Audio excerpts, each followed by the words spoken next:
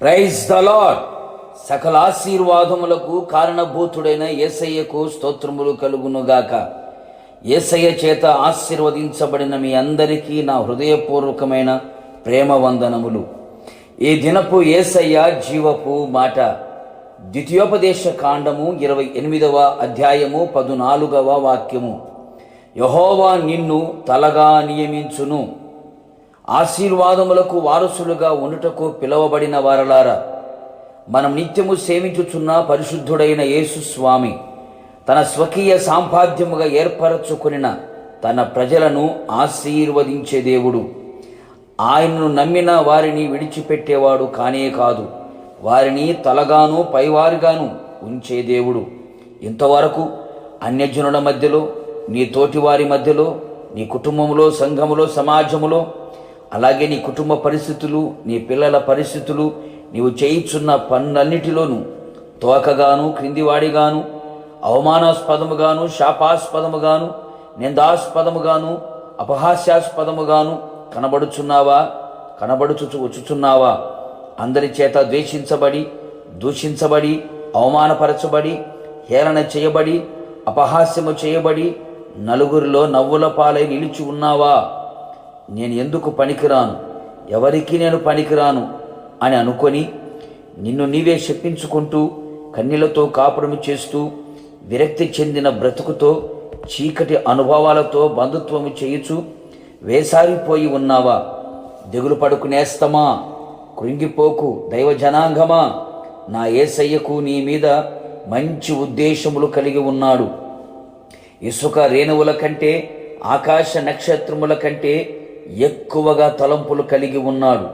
అందుకని నీవు ఆయన మాటలు శ్రద్ధగా విని, ఆయన నీకు ఆజ్ఞాపించుచున్న ఆజ్ఞలన్నిటినీ అనుసరించి నడుచుకొనుచు, ఆయన ఆజ్ఞల విషయంలో కుడికి గాని ఎడమకు గాని తొలగిపోకుండా, అన్య దేవతలను అనుసరించక, పూజించక, యేసయ్యను మాత్రమే సేవించుచు, పూజించుచు, ఆయన వాక్యానుసారముగా జీవించిన ఎడల నిశ్చయముగా ఆయన నీ తల పైకెత్తును. అంతేకాదు, నిన్ను తలగా పైవాడిగా ఉంచును. నీవు ఆశీర్వాదాస్పదముగాను, ఘనతాస్పదముగాను, మహిమాస్పదముగాను, అతిశయాస్పదముగాను ఉండునట్లు, అందరూ తల ఎత్తి చూచునట్లు నిన్ను తలగా ఉంచును. అంతేకాదు, నీవు అనేకులకు ఆలోచనకర్తగా ఉండెదవు. అనేకులకు మార్గము చూపే కన్నువై ఉంటావు. అనేకులు నీ మాటల కొరకు ఎదురు చూచువారిగా ఉంటారు. అనేకులు నీ మాటలు వినేవారిగా ఉంటారు. అనేకులను పోషించు వారిగా నీవు నిలిచెదవు. శిరస్సుగా తలగా ఉండి అనేకులను నడిపించెదవు. నీవు శిరస్సుగా ఉండి అనేకులను చక్కగా అమర్చెదవు. అభివృద్ధిని కలుగు చేయుచు ఆయన రాకడ కొరకు సిద్ధపడి ఉండేదవు. ప్రార్థన. కృపగలిగిన మా తండ్రి, నీ పరిశుద్ధ పాదములకి కోట్లాది స్తోత్రములు చెల్లించుచున్నాం. మరొక్క మారు మమ్మల్ని మీరు జ్ఞాపకము చేసుకున్నారు. మమ్మల్ని సజీవులుగా మీ సముఖమును నిలబెట్టి ఉన్నారు. ప్రతిదినము మీరు ఇచ్చుచున్న జీవపు మాట మాలో జీవాన్ని కలుగు చేయుచున్నందుకై మీకు నిరంతరము స్తోత్రము చెల్లించుచు ఉన్నాం.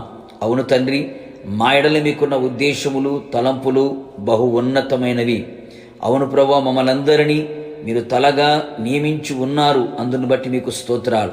ఇంతవరకు మా కుటుంబాలు, మా జీవితాలు, మా వ్యక్తిగత అనుభవాలన్నీ కూడా తోకగా, క్రింద ఉన్న అనుభవాలతో నడిపించబడుచు, అవమానాస్పదముగా, అనేకులకు నిందాస్పదముగా మా జీవితాలు కనబడుచు ఉండగా, మీ కృపా కనికరము చేత ప్రభా మమ్మల్ందరినీ తలగా పైవారిగా మీరు ఉంచాలని కోరుకున్నారు.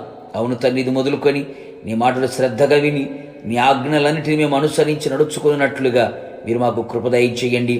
నిశ్చయముగా మేము అనేకులకు తలగా ఉండునట్లుగా, అనేకులకు ఆశీర్వాదకరముగా ఉండునట్లుగా, అనేకులకు దీవెనకరంగా మా బ్రతుకులు కనబడునట్లుగా, మీ మార్గములు చూపేవారిగా, మీ మాటలు పంచేవారిగా, అనేకులకు ప్రభా మీరు రాకడం గురించిన దర్శనం కలిగిన వారిగా మా జీవితాలు ఉన్నట్లుగా మీరే సహాయము చేసి మీ నామాన్ని గణపరుచుకొని మహిమ పొందమని మీ చేతులకు అప్పగించుకుంటూ, పాదాల మటుకు తగ్గించుకుంటూ యేసు నామములు అడుగుచున్నాను తండ్రి, ఆమెన్.